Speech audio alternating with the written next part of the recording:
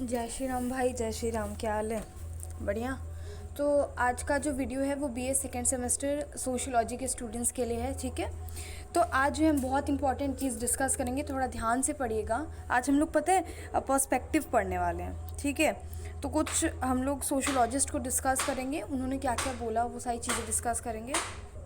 सो देखिए, पर्सपेक्टिव की अगर हम बात करते हैं तो 3 तरह के पर्सपेक्टिव आपके सिलेबस में है, जो मैं उसको डिस्कस करूँगी। और मुझे अगर लगेगा कि कुछ ऐसा है जो आप लोग के सिलेबस में है और मैंने नहीं बताया, तो आप मुझे कमेंट कर दीजिएगा, उस पर मैं वीडियो बना दूँगी। तो कुल 3 पर्सपेक्टिव डिस्कस करेंगे, जिसमें पहला है इंडोलॉजिकल पर्सपेक्टिव, दूसरा है हिस्टोरिकल पर्सपेक्टिव एंड तीसरा है structural perspective. Okay, so you will go with this. First Indological he discuss करेंगे, हिस्टोरिकल बात भी करेंगे after that, and structural perspective is the last one, ठीक है। सो इंडोलॉजिकल पर्सपेक्टिव में 3 तरीके के सोशियोलॉजिस्ट आते हैं, ठीक है। इंडोलॉजिकल में हमारे बीके सरकार आएंगे, लुइस डुमोंट आएंगे और जीएस घुरे आएंगे। इन तीनों का नाम बहुत अच्छे से याद रखिएगा, क्योंकि ऑप्शन में 4 ऑप्शंस आएंगे। इन 3 के अलावा who is not the indological sociologist. So आपको इन 3 का नाम याद रहेगा, तो चौथे पे आपको टिक लगाने में ईजी होगी, ठीक है। सो देखिए, ये क्या इंडोलॉजिकल सोशियोलॉजिस्ट करते क्या है बेसिकली, ये कास्ट को स्टडी करते हैं। वो क्या इंडोलॉजिकल, इंडो यानी कि इनसाइड, ठीक है। तो ये अपने ही इंडिया के मतलब इंडियन ट्रेडिशन एंड कल्चर्स वगैरह को करते हो। तो इंडो से आप एक तरीके से याद रखने का मैं ट्रिक बताई कि इंडो है तो फिर इनसाइड आर इंडिया, तो वो चीज़ पढ़ें। और इंडोलॉजिकल कंट्रीब्यूशन का क्या है, बेसिकली उन्होंने इंडिया के ट्रेडिशन, इंडिया के कल्चर, इंडिया में जो मतलब इन्होंने ना वेस्टर्न फिलॉसफी को डिनाई किया, रिजेक्ट किया, और इंडियन जो फिलॉसफी, इंडिया में जो ट्रेडिशन है, जो कल्चर्स है, उसको एम्ब्रेस करने की कोशिश की है। इंडोलॉजिकल का यही पर्सपेक्टिव है, ठीक है। तो ये इजी पे इतना टेंशन लेने की बात नहीं है, बट माइंड में रखना कि इन्होंने कास्ट के बारे में बोला है। हर चीज़ हायरार्की और कास्ट के बारे में इन्होंने मेजरली फोकस किया है जब उन्होंने इंडियन ट्रेडिशनल सोसाइटी को स्टडी किया था। तो पहले जो हमारे सोशियोलॉजिस्ट हैं वो हमारे जीएस घुरे हैं। जीएस घुरे एक इंडोलॉजिकल पर्सपेक्टिव के सोशियोलॉजिस्ट हैं, इंडोलॉजिकल सोशियोलॉजिस्ट हैं, जिन्होंने कास्ट के बारे में पढ़ा है और उन्होंने बेस्ड ऑन इंडियन ट्रेडिशन, तो ही आर डिस्कस कास्ट। तो कास्ट को डिस्कस करते हुए उन्होंने क्या क्या पॉइंट्स बोले हैं, वो सारे पॉइंट, ये मेरी रफ कॉपी है, ठीक है। आप लोग को चाहिए था मेरे नोट्स, तो मैंने रफ ही दे दिया अपना, बोला लो भाई पढ़ लो ठीक है। तो इन्होंने कास्ट को लेके क्या 3 बातें बोली हैं, ये बात याद रखिएगा। पहला, उन्होंने कास्ट को बताया है कि purity and pollution of caste. जैसे इंडियन सोसाइटी में, ट्रेडिशनल इंडियन सोसाइटी में था कैसे कि high caste can not sit with the low caste, क्योंकि उनकी प्योरिटी जो है वो डिस्टर्ब हो रही है। कि अगर मैं ऊंचे कास्ट की हूँ तो मैं नीचे किसी ऐसे दलित के साथ नहीं बैठ सकती, वो मुझे टच नहीं कर सकते। याद है आपको एक स्टोरी आपने इंग्लिश में पढ़ा करती थी, जिसमें वो छोटी बच्ची थी जिससे एक लैंड लॉर्ड शायद जो है अपना खाना मंगवाता है और उसके रैपर को निकाल देता है जल्दी से और खाना खा जाता है। सो उसको समझ में आता है कि यार ये हो क्या रहा है, उसने क्यों ऐसे टच किया, और उन्होंने बहुत अजीब तरीके से उस पैकेट को पकड़ा, just because the girl is a Dalit, that's why she has touch this. So वो उसे टच नहीं कर सकते क्योंकि उनकी प्योरिटी भंग होती है। तो उन्होंने भी यही सेम चीज़ बोली, the purity and the pollution of caste which is existence in the traditional society, कि अगर हम बड़े कास्ट के हैं, हम अपर कास्ट के लोग हैं, तो हम छोटे क्लास या फिर छोटे कास्ट के लोगों के साथ नहीं बैठेंगे, वो मुझे टच नहीं करेंगे, उनके साथ बैठ के खाना नहीं खाएंगे, क्योंकि वो मेरी प्योरिटी डिस्टर्ब करते हैं। सेकेंड, उन्होंने बोला इंडोगैमी। इंडोगैमी तो आज भी चल रही है, और मतलब आज थोड़ी थोड़ी एग्जिस्ट करती है। क्या सब लोग इंटर कास्ट मैरिज करते हैं, इंटर रिलीजन भी कोई कोई कर ले रहा है भाई साहब, ठीक है तो इनमें क्या होता है, लेकिन ट्रेडिशनल इंडियन सोसाइटी की खासियत है इंडोगैमी की। लाइक एग्जाम्पल कि अगर हम कास्ट में ही अपने मैरिज करेंगे, यानी शादी करेंगे तो अपने कास्ट वाले से करेंगे, वरना नहीं करेंगे, ये वाला कंसेप्ट रहता था, है ना। लाइक एग्जाम्पल ले लो कि अगर मैं ब्राह्मण हूँ तो मैं ब्राह्मण से ही शादी करूँगी, मैं क्षत्रिय से नहीं करूँगी, मैं शूद्र से नहीं करूँगी, मैं वैश्य से नहीं करूँगी, ठीक है। और अगर मैं क्षत्रिय हूँ तो क्षत्रिय से ही शादी करूँगी, ऐसा वाला सिस्टम है। ओके, सो इंडोगैमी का वो आ जाएगा। थर्ड है हमारा ऑक्यूपेशन। तो ऑक्यूपेशन का क्या है कि जैसे कास्ट का जो आपने वर्ना सिस्टम पढ़ा है ना, कि जो भी कास्ट 4 कास्ट है राइट, तो उनमें ना एक पर्टिकुलर वर्क भी पहले से ही डिस्कस था। जैसे मान लीजिए ब्राह्मण्स को क्या वर्क दिया गया है, पूजा पाठ करने का, और क्षत्रिय को वॉरियर ऐसा बताया गया कि उनको रक्षा करनी है। तो उनको जो है रक्षा करनी है ब्राह्मण्स की या जिसकी भी रक्षा करनी है, तो वो उनका वर्क हो गया। दैट मीन्स कि if you are a Brahmin you can not do anything instead of worshipping to God. यानी अगर मैं ब्राह्मण हूँ तो मुझे पूजा पाठ ही करना है, मैं वो काम नहीं कर सकती जो शूद्र वैश्य या क्षत्रिय करते हैं। समझ में आया? सेकेंड, अगर मैं क्षत्रिय हूँ तो मैं क्षत्रिय वाला वर्क करूँगी, यानी वॉरियर करूँगी, लड़ाई करूँगी, ठीक है, फाइट करूँगी, बट मैं उसके अलावा कोई ऐसा वर्क नहीं कर सकती। तो ये ऑक्यूपेशन भी फिक्स था, ठीक है। वैश्य हूँ तो वही वाला वर्क करूँगी जो वैश्य करता है। मैं ब्राह्मण्स वाला वर्क नहीं कर सकती, मैं पूजा पाठ नहीं कर सकती, मैं मंदिरों में नहीं जा सकती, मैं क्षत्रिय नहीं बन सकती, मैं वॉरियर नहीं बन सकती।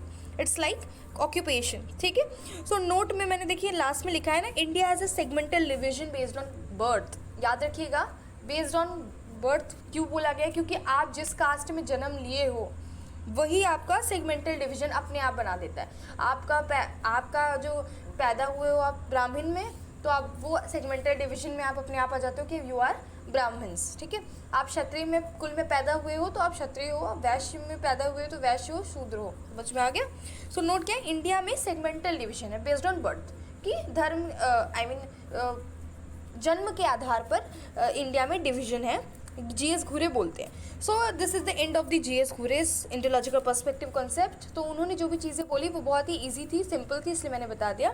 नेक्स्ट देखिए हम क्या पढ़ेंगे, बी के सरकार को पढ़ेंगे। ये भी बहुत ही फेमस रेनाउंड इंटेलॉजिस्ट हैं।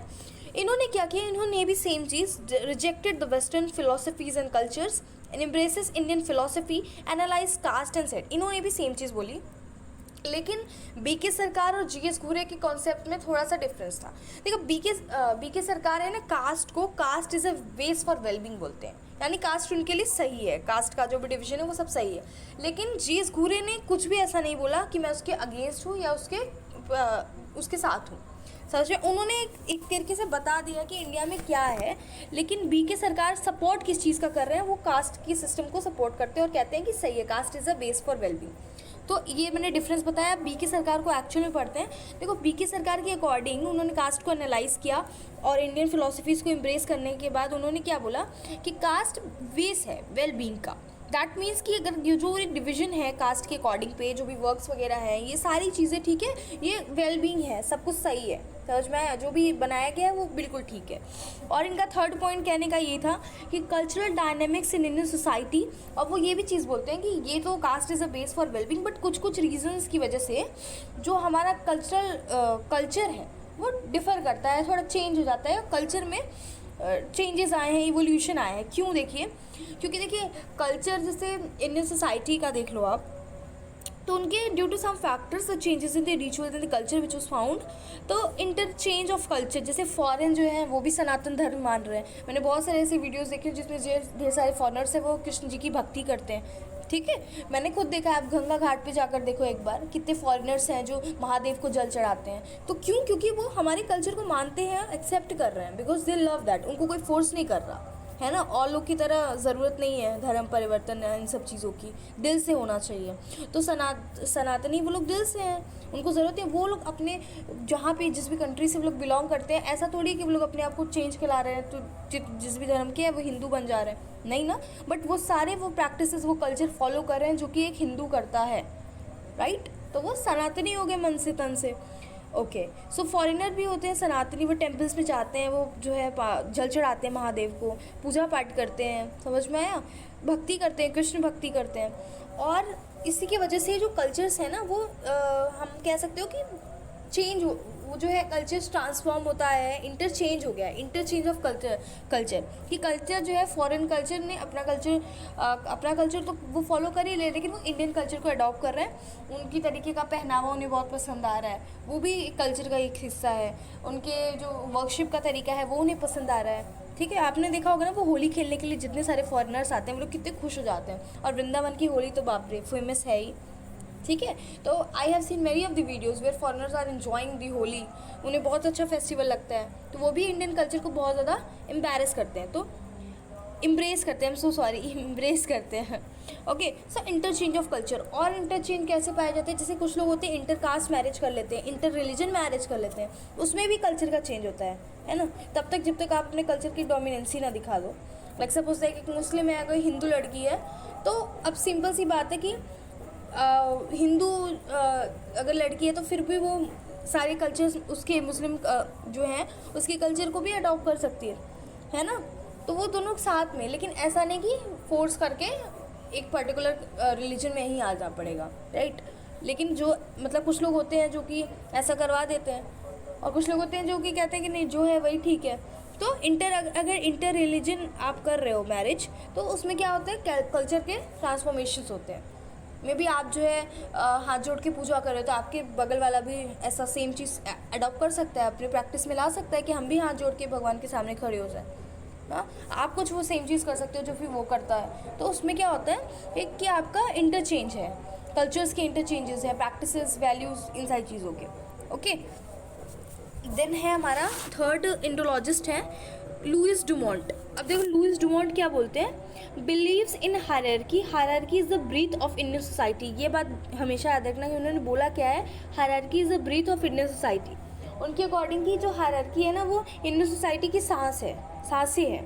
क्यों? उन्होंने अपनी बुक में, लुइस डुमोंट की बुक याद रखिएगा, होमो हायरार्कस, उन्होंने कहा Indian society is full of hierarchy, और उन्होंने भी सेम चीज़ कास्ट सिस्टम को बोला। तो आप कह सकते हो कि इंडोलॉजिकल पर्सपेक्टिव के जितने सोशियोलॉजिस्ट हैं उन सब ने कास्ट के बारे में बातें की है। तो बिलीव इन हायरार्की, उनका बुक है होमो हायरार्कस, जिसमें उन्होंने कहा कि Indian society is full of hierarchy. जैसे कि कास्ट सिस्टम के एग्जांपल्स ले लो, ओल्ड सोसाइटी में कास्ट सिस्टम चलता है, और आज की कंटेम्प्रेरी सोसाइटी में भी हायरार्की है।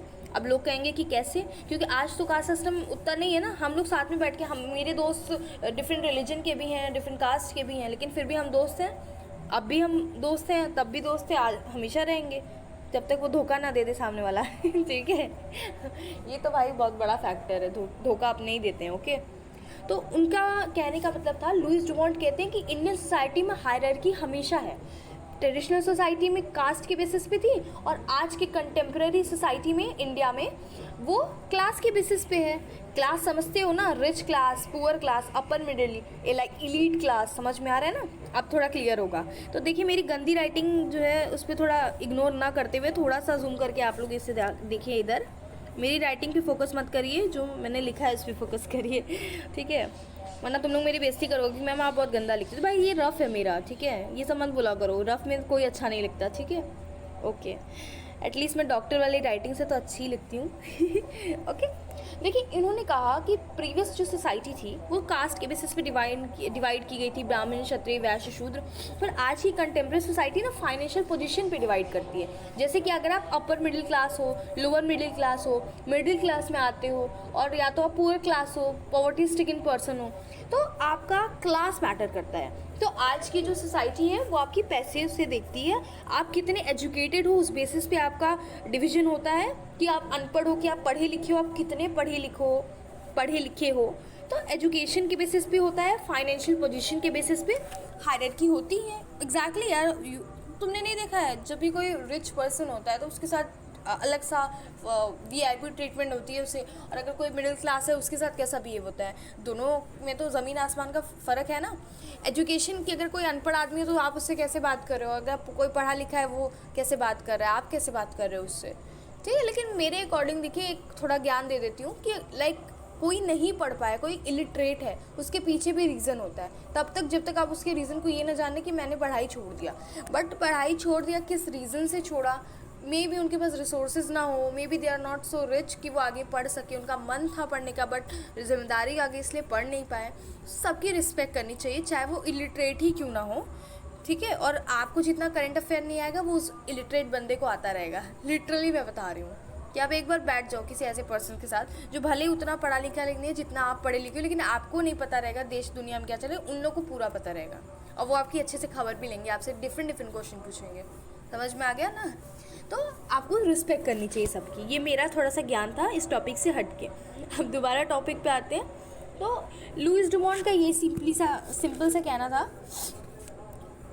अब देखिए उन्होंने चौथा पॉइंट लुइस डुमोंट ने क्या बोला, टुगेदरनेस। एक्सेप्ट करते हैं वो टुगेदरनेस को, रिजेक्ट करते हैं इंडिविजुअलिज्म को।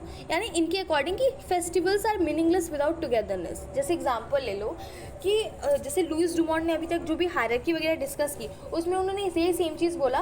लास्ट पे आके उन्होंने ये चीज़ बोला कि उन्होंने इंडिविजुअलिज्म, यानी जो इंडिविजुअल का जो है, ये इसे रिजेक्ट करके एक साथ आना, टुगेदर वाला फीलिंग को एक्सेप्ट करते हैं। क्यों? क्योंकि फेस्टिवल मीनिंगलेस हो जाएंगे विदाउट टुगेदरनेस। जैसे एग्जाम्पल ले लो कि आप अकेले रह रहे हो, एक घर में आप अकेले हो और दिवाली पड़ गया, आपका स्टेट ऑफ माइंड, आपका बिहेवियर, आपकी हैप्पीनेस, वो लेवल कहाँ रहेगा, आप समझ रहे हो। और आप अपने फैमिली के साथ रहो, ठीक है, और अपनी फैमिली के साथ दिवाली सेलिब्रेट करो, होली सेलिब्रेट करो, ठीक है, तो तब आपका कैसा रहेगा, आपका फेस का एक्सप्रेशन कैसा रहेगा, आप कितने खुश रहोगे अपने फैमिली के साथ। क्यों? क्योंकि आपके साथ कोई है अपना, आपके साथ ढेर सारे लोग हैं जो कि आपके अपने हैं। इंडिविजुअल में हम हमेशा फील करते हैं कि जैसे कोई ऐसा है ना जो अपनी फैमिली को छोड़ के बाहर रहने के लिए गया है, वो उतना खुश नहीं होगा, लेकिन वो जब गांव वापस आता है, अपनी फैमिली के पास वापस आता है, तो उसकी खुशी एकदम डबल हो जाती है, क्योंकि वो वहाँ पे जा रहा है एज अ वर्क करने के लिए और उसका दिल वहाँ पे नहीं लगता, क्योंकि पैसे कमाने हैं तो इसलिए जाना पड़ता है, लेकिन दिल तो कहाँ बसा है, अपने ही शहर में। समझ में आया? तो वही चीज़ है। तो उन्होंने भी बोला कि फेस्टिवल मीनिंगलेस हो जाएंगे, एजुकेशन में मीनिंगलेस हो जाएगा अगर, क्योंकि देखिए एजुकेशन मीनिंगलेस ऐसे होगा, जैसे जब आप एजुकेट होते हो ना, तो आपका अपने आप सोशलाइजेशन होता है ना, आप you interact with the people. If you are educated you can talk to the other side. अगर मैं अनपढ़ हूँ, मैं किसी से बात करना चाहूँ जिसको मेरी लैंग्वेज नहीं समझ में आती, लाइक मैं अगर एजुकेटेड हूँ, मुझे इंग्लिश भी आती है, हिंदी भी आती है, so if somebody I want to talk to somebody but that person do not know Hindi, तो मैं उससे इंग्लिश में भी बात कर सकती हूँ, because I am educated, I know. तो सोशलाइजेशन हो रहा है ना मेरा। मैं भी फॉरेनर से बात करती हूँ, अगर मैं कहीं भी फॉरेनर्स दिखते हैं तो उनको फिश भी करती हूँ, वेलकम टू इंडिया बोल देती हूँ मैं, ठीक है, जय श्री राम बोल देते हैं हम लोगों ने, तो उनको भी अच्छा फील होता है, वो भी मुस्कुराते हुए निकल जाते हैं, और इंडिया का एक अच्छा इंप्रेशन बनता है कि कितने अच्छे लोग हैं कि इंटरैक्ट करते हैं लोगों से ना। अगर मुझे नहीं आता है उनसे इंग्लिश में बात करना, वो मुझसे कुछ पूछना चाहें तो मैं रिप्लाई दे पाऊँगी, ये सेम कंडीशन उन पर भी अप्लाई होता है। तो एजुकेशन जो है आपको सोशलाइज करता है, तो एजुकेशन भी मीनिंगलेस हो जाएगा अगर सोशलाइजेशन नहीं होगी। तो rituals are meaningless, health care are meaning, यानी सब कुछ बेसिकली कि सब कुछ मीनिंगलेस हो जाएगा अगर आप साथ में नहीं रहोगे, आपके साथ कोई नहीं रहेगा, आपका अपना कोई नहीं रहेगा। तो अगर इंडिविजुअल बेसिस पे आप बैठोगे या कुछ भी करोगे तो वो मीनिंगलेस ही लगता है, उनके अकॉर्डिंग ये है। और देखिए यहाँ पे बहुत सारी ऐसी चीज़ें हैं जो कि काम की नहीं है। ये मेरे रफ में जो भी लिखवा दिया गया था मुझे, मैंने छापा, जो भी मैम बोल थी वो लिखती गई मैं, लेकिन ये आपके काम का नहीं है, वो आप देख लेना, एक बार पढ़ के देख लेना, समझ में आ जाएगा। अच्छा चलो बता दी देती हूँ, वरना सब लोग कहेंगे कि अरे मैम नोट्स दिखाने का फ़ायदा क्या जब आप पढ़ाई नहीं है, एक तो आपकी गंदी राइटिंग समझ में भी नहीं आती।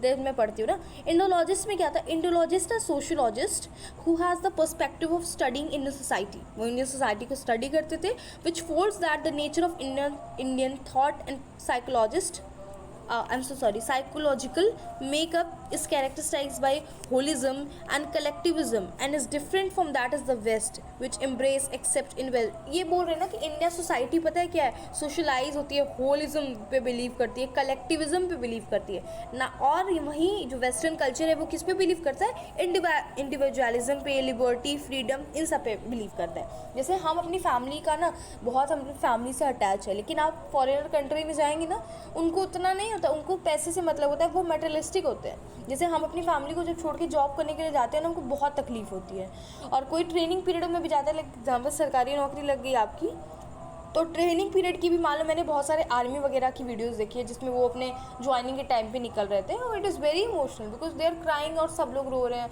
पूरा गांव खड़ा है मिलके, सब उनको जाते हुए देख रहा है, समझ में आ रहा है बहुत। तो फिर जब वो ट्रेनिंग पीरियड, उनको पता होता है कि ट्रेनिंग पीरियड मुझे एकदम बदल देगा, मेरी लाइफ पैसा ही पैसा होगा सब कुछ, लेकिन उनके मन में एक तरफ उनकी फैमिली बसी होती है, वो जानते हैं कि मैं जब जा रहा हूँ तो मेरे पेरेंट्स अभी बूढ़े हो रहे हैं, उनका भी ख्याल रखना है, वो सब चीज़ें सोचते हैं। बट आप जब बताइए ना, आप फॉरेनर कंट्री में जाएंगे ना, उनका इतने बड़े बड़े बच्चे होते हैं, फिर भी वो लोग शादी कर लेते हैं और वो अपने बच्चों को छोड़ भी देते हैं, और वहाँ के बच्चे इतने इंडिपेंडेंट हो जाते हैं छोटी एज में, इसलिए।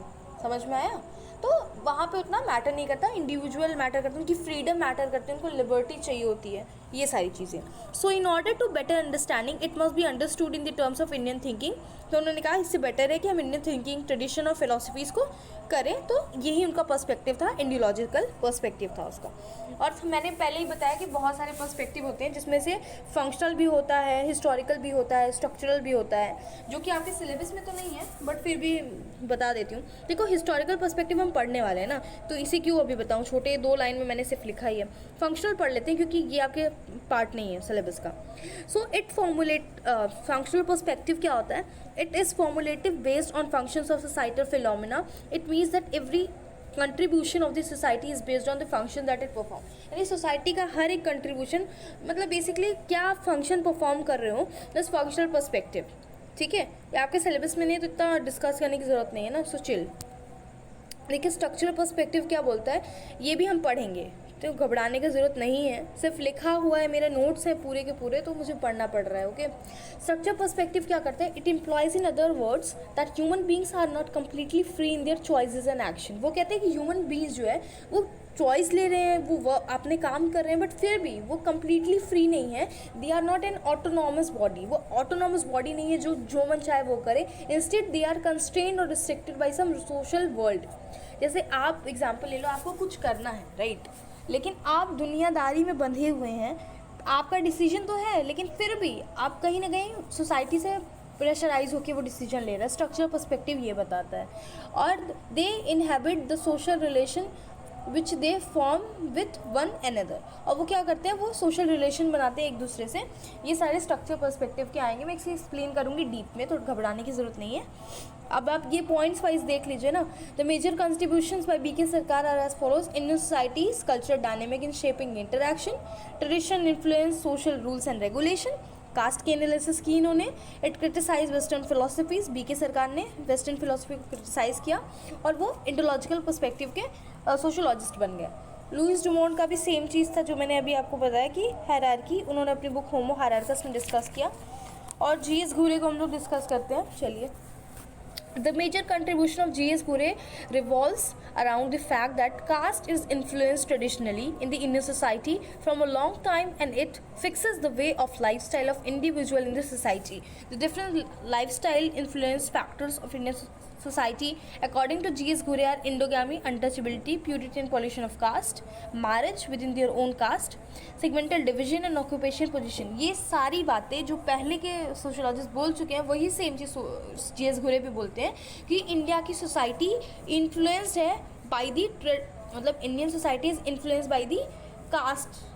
ठीक है, और वो उनकी जो कास्ट है वही उनकी वे ऑफ लाइफ स्टाइल बन जाती है। जैसे एग्जांपल ले लो कि मैं ब्राह्मण हूँ तो मेरा way of life style different होगा ना, मैं शूद्र हूँ तो मेरा way of life style different होगा। ठीक है, जैसे अगर कोई शूद्र है, कोई दलित है, तो उसके साथ अनटचेबिलिटी वाला बिहेवियर होगा, तो उसका बिहेवियर और उसका लाइफ स्टाइल कैसा होगा।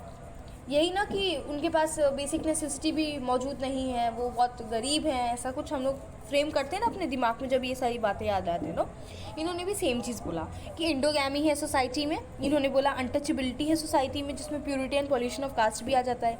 उन्होंने कहा कि सेगमेंटल डिवीजन है और ऑक्यूपेशन के भी बेसिस पे, सिर्फ कास्ट सिर्फ इसलिए नहीं, बाई बर्थ भी नहीं, आज की कंटेम्प्रेरी सोसाइटी में ऑक्यूपेशन भी मैटर उतना ही करता है जितना कि कास्ट करता है ना, कि आप कौन सा मतलब आप कौन सा काम कर रहे हो।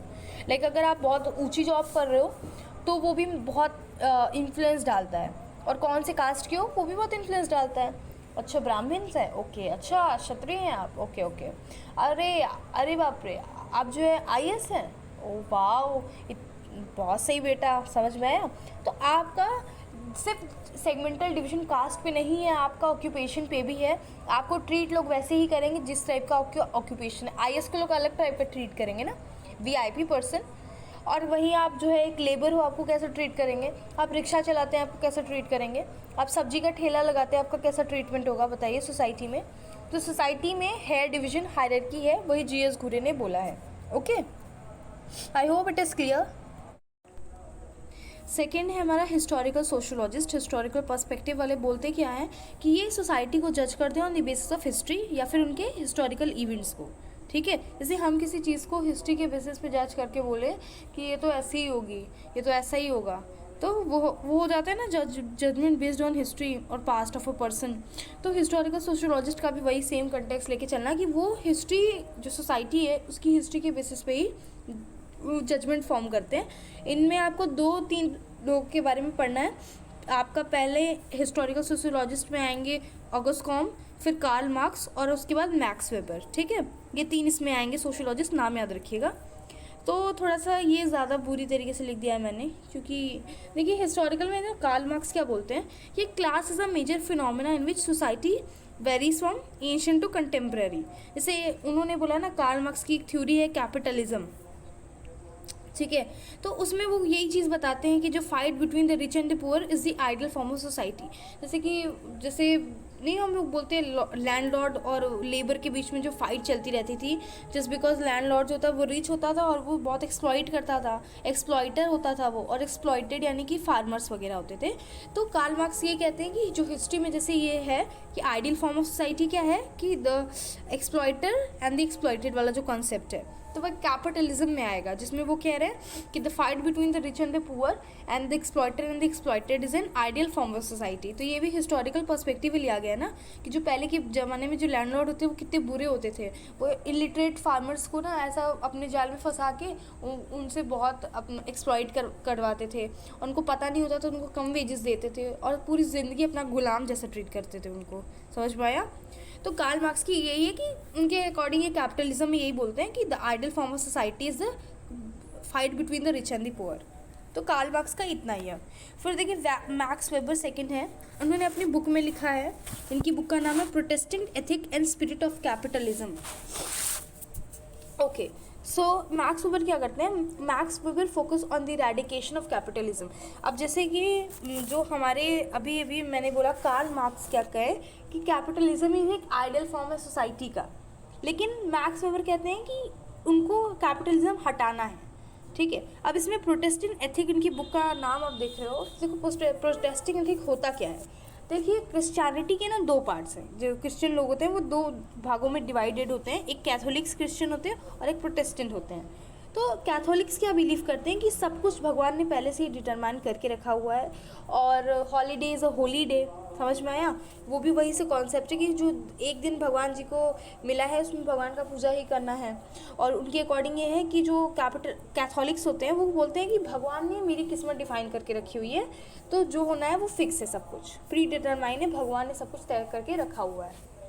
ओके, एंड प्रोटेस्टेंट एथिक्स का थोड़ा सा अपोजिट है, उनके अकॉर्डिंग है कि गॉड ने कुछ नहीं किया है, ठीक है, एवरीथिंग वर्क है। अगर जैसे मान लो कैथोलिक्स कह रहे हैं कि ये तो मेरी किस्मत है जो मैं कुछ नहीं बन पाया, तो प्रोटेस्टेंट एथिक ये कहेंगे कि ऐसा कुछ नहीं होता, कोई किस्मत नहीं होती, तुमने वर्क नहीं किया, तुम कुछ कर नहीं पाए सिर्फ तुम्हारी अपनी वजह से, है ना। Work and result only matter, उनके लिए सिर्फ यही मैटर करता है। तो उनके लिए ये है कि holidays are prohibited, work is worship, ठीक है। और इनके अकॉर्डिंग जो अल्कोहल है वो प्रोहिबिटेड है, लेकिन कैथोलिक्स के लिए गुड है ये सभी चीज़ें। नोशन ऑफ कॉलिंग, देखिए ये लाइन बहुत इंपॉर्टेंट है, पूछ भी सकते हैं। नोशन ऑफ कॉलिंग होता क्या है, it means if you work you will receive calling from God and vice वर्सा। जैसे हम बोल दें कि मेरी तो भगवान हेल्प करते ही नहीं है, तो भगवान उसी की हेल्प करता है जिसकी आप खुद की मदद, कोई आपका तभी मदद करेगा जब आप खुद की मदद करोगे, तो भगवान भी उसी की मदद करता है जो खुद की मदद करता है। तो अगर मैं मान लो मेरी गाड़ी का टायर जो है फंस गया है कहीं, ठीक है, मान लो मेरी गाड़ी फंस गई है कहीं गड्ढे में, और अब मैं अपने हाथ धर के बैठी हूँ, अपने हाथ पे हाथ रख के बैठी हूँ कि भगवान तो आपने मेरी मदद ही नहीं की, और मैंने किसी को नहीं बुलाया, मैंने कोई एफर्ट नहीं डाले, तो वो क्या होगा? तो ये कैथोलिक का एक वो है। लेकिन मैं प्रोटेस्टेंट एथिक होंगी तो मैं क्या करूँगी, मैं हेल्प मांगूंगी, चीखूंगी, चिल्लाऊंगी, फ़ोन लगाऊंगी, अगल बगल वाले लोगों को बुला के लाऊंगी ताकि मेरी वो गाड़ी वहाँ से निकाल दे, मेरी हेल्प करे। तो वर्किंग वर्कशिप। और नोशन ऑफ कॉलिंग क्या हो गया, अगर मैं वर्क करूँगी तो ही मुझे मेरे भगवान हेल्प करेंगे। यानी मैंने अब जब अपना मतलब पैर वैर चलाया, हाथ वाथ चलाया, मुँह ज़बान चलाए, बोली कि प्लीज़ मेरी हेल्प कर दीजिए, तो भगवान ने किसी को भेज दिया और वो लोग रेडी भी हो गए और मेरी हेल्प भी कर दिए। तो यही है नोशन ऑफ कॉलिंग कि आप वर्क नहीं करोगे तो भगवान से आपको वो जो कॉलिंग आप बोल रहे हो कि भगवान हेल्प करेंगे, वो सारी चीज़ें भी नहीं होंगी। दैट मीन्स कि if you will work then you will only get the call from the god and vice versa. और अगर नहीं करोगे वर्क तो फिर नहीं आएगा, भगवान आपकी हेल्प नहीं करेंगे अगर आप खुद की हेल्प नहीं करोगे तो। I hope it is clear. So Protestant ethic came from the historical observation, ये भी तो हिस्टोरिकल ऑब्जर्वेशन से ही आया है, दैट्स वाई हिस्टोरिकल पर्सपेक्टिव के अंतर्गत आता है। फिर से एक्सप्लेन कर देती हूँ। देखिए हिस्टोरिकल सोशियोलॉजिस्ट कहते हैं कि जो भी चीज़ें सोसाइटी में होती है वो हिस्ट्री से बेस्ड है। जैसे कार्ल मार्क्स की जो थ्योरी है कैपिटलिज्म की, जो आइडियल फॉर्म ऑफ सोसाइटी उन्होंने बोला कि सोसाइटी का एक आइडियल फॉर्म वही है, एक एक्सप्लॉइटर होगा, एक्सप्लॉइटेड होगा। फिर उन्होंने ये हिस्ट्री से ही बताया, क्योंकि लैंडलॉर्ड वाली जो है वो रियलिटी होती है ना, आपने हिस्ट्री में पढ़ा हुआ है लैंडलॉर्ड किस तरीके से मिसयूज़ करते थे अपने पास का, अपने पढ़े लिखे होते थे तो कुछ भी करवाते थे, और पूरी ज़िंदगी उनकी और उनकी पता नहीं कितनी पीढ़ियों तक को अपना गुलाम बना के रखते थे, है ना। उनका बच्चा, वो मर गए तो उनका बच्चा वो काम करेगा, लेकिन करेगा ज़रूर, वो नौकर है, वो इस तरीके से ट्रीट करते थे। मैक्स वेबर बिलीव करते थे कि कैपिटलिज्म को हटाना है, ठीक है, और उन्होंने प्रोटेस्टेंट एथिक्स का एक कॉन्सेप्ट लिया है, और calling of notion of calling, जिसमें वो बताते हैं कि भगवान भी उसी की हेल्प करता है जो खुद की हेल्प करता है। अगर आप हाथ से हाथ धर के बैठे रहोगे तो भगवान आपकी हेल्प नहीं करेंगे, और if you will work you will definitely get a call from a God. तो कॉलिंग फ्रॉम अ गॉड कि भगवान आपको फ़ोन नहीं कर रहे, भगवान हेल्प कर रहे हैं आपकी, आपको वो कुछ ऐसा सेंड करे जिससे आपकी अपने आप हेल्प हो जा रही हो, वो होता है, ठीक है। तो ये भी जो ऑब्जर्वेशन है प्रोटेस्टिंग एथिक्स का, वो भी हिस्टोरिकल ऑब्जर्वेशन से ही आया है। I hope it is clear, समझ में आ गया होगा आपको। द थर्ड वन है, the last one is structural perspective of society. Structural perspective क्या बोलते हैं कि स्ट्रक्चर जो है वो इन्वॉल्व करती है नॉर्म्स, वैल्यूज। जैसे कोई भी सोसाइटी है उसका स्ट्रक्चर कैसे होता है, जज society based on structure. That means कि जो स्ट्रक्चरल पर्सपेक्टिव ऑफ सोसाइटी है वो कहती है कि वो सोसाइटी को जज करते हैं on the basis of norms, values, systems, culture etcetera. जैसे आपकी सोसाइटी का स्ट्रक्चर क्या है, उसकी नॉर्म्स क्या है, उसकी वैल्यूज़ क्या है, मान्यता क्या है उसकी, है ना, और रिलीजियस बिलीव्स क्या क्या है, वो सारी चीज़ें स्ट्रक्चर पर्सपेक्टिव होती है सोसाइटी की। जिसमें दो आपको सोशियोलॉजिस्ट पढ़ने हैं, स्पेंसर, हर्बर्ट स्पेंसर पढ़ने हैं, और टैलकॉट पार्सन पढ़ना है, ओके। सो हर्बर्ट स्पेंसर बोलते हैं कि the structure of society is like an organism और इंसेक्ट। दैट मीन्स कि देखो, हर्बर्ट स्पेंसर कहते हैं कि जैसे ऑर्गेनिज्म होता है, वो क्या होता है, size of the organisation, I am so sorry, organism. जैसे एक छोटा सा कोई बर्ड को ही एग्जांपल ले लेती हूँ मैं, अगर पलक मिश्रा, मैं, ये नहीं कि स्पेंसर में बर्ड लिख के चले आए, ऐसा कुछ मत करना, ठीक है। देखिए, अगर मान लो मैंने किसी ऑर्गेनिज्म को ही देखा तो वो इतनी छोटी, पहले अंडा होता है, फिर वो निकलता है, धीरे धीरे धीरे बड़ा होता है, और फिर वो पंछी बन जाता है जो कि खुले आसमान में उड़ता है, पहले उसे उड़ना नहीं आता। तो जैसे ऑर्गेनिज्म या फिर छोटी सी चिड़िया जिस तरीके से वो बड़ी हुई, जिसकी साइज़ इंक्रीज़ हुई, वो भी कम्प्लेक्स होती गई, वैसे वैसे जो सोसाइटी की साइज़ है वो भी इंक्रीज़ होती जा रही है। उनका यही कहने का सीधा सीधा मतलब था। देखो, इनके अकॉर्डिंग क्या है, just like an organism grew up from the baby to the pre mature adult, as well as the society also grown up, ठीक है। The functions are differentiated and complex in organism and society, okay. तो इन्होंने insect का example लिया था, मैंने bird लिया, इन्होंने इंसेक्ट का एग्जांपल लिया और बोला कि जैसे देखिए इंसेक्ट होता है छोटा सा, उसकी भी साइज़ इंक्रीज़ होती है जब वो होता है, जो पैदा होता है तब से लेके थोड़ा बड़ा हो जाता है तब तक। इंसेक्ट से वो सोसाइटी के पार्ट को डिस्कस कर रहे हैं, जो इंसेक्ट है वो सोसाइटी है, तो उसी तरीके से सोसाइटी भी, like insect is a part of society and society is a place where insect live. यानी अगर इंसेक्ट सोसाइटी का पार्ट है, यानी एक सोसाइटी है, उसमें इंसेक्ट को एज अ ह्यूमन बताया जा रहा है, तो सोसाइटी भी तो ऐसी प्लेस हुई जहाँ पे इंसेक्ट लिव कर रहे हैं, तो they are inter related. That means insects and the society are inter related. अब कोई कहेगा मैम इंसेक्ट, दैट मीन्स कि ह्यूमन जो है वो और जो सोसाइटी है वो इंटरलिंक्ड है। जैसे मैं जिस सोसाइटी में रहती हूँ तो मैं क्या कहूँगी कि मैं इस पार्ट हुई, मैं अपनी सोसाइटी का एक पार्ट हूँ, और सोसाइटी क्या कहेगी, मैं एक प्लेस हूँ जहाँ पे मेरे जो ह्यूमन बींग्स हैं वो रहते हैं, तो they are interlinked, right, okay. Now let's talk about the Talcott Parson. इनका ईजी था, आई होप आपको समझ में आया हो। देखो, टैलकॉट पार्सन कहते हैं AGIL, adaptation, goal attainment, integration and latency. इनके कहने का मतलब है कि society only function when we have AGIL, यानी सोसाइटी तभी फंक्शन करती है जब हम अडेप्ट करते हैं, अपने गोल को अचीव करते हैं, इंटीग्रेट करते हैं और स्ट्रेस मैनेज करते हैं खुद का। लेटेंसी का मतलब होता है स्ट्रेस मैनेजमेंट, ठीक है, यहाँ पे मैंने लिखा भी है।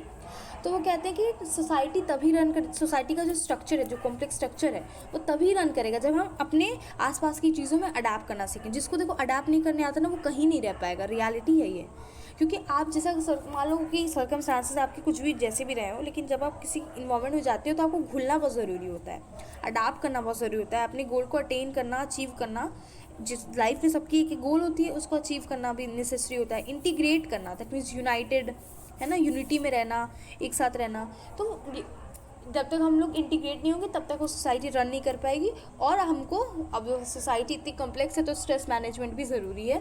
तो टैलकॉट पर्सन के according AGIL is the form with the society only function. अगर AGIL नहीं होगा, अडेप्ट नहीं करेंगे, गोल अचीव नहीं करेंगे, इंटीग्रेट नहीं होंगे, लेटेंसी नहीं करेंगे, स्ट्रेस मैनेजमेंट नहीं करेंगे तो सोसाइटी रन नहीं करेगी. That's all. Okay, so I hope ये 3 पर्सपेक्टिव आपको समझ में आए होंगे. और if you have any doubt आप मुझे कमेंट सेक्शन में कमेंट करेगा. I will make a separate video for that. जय श्री राम, हर हर महादेव.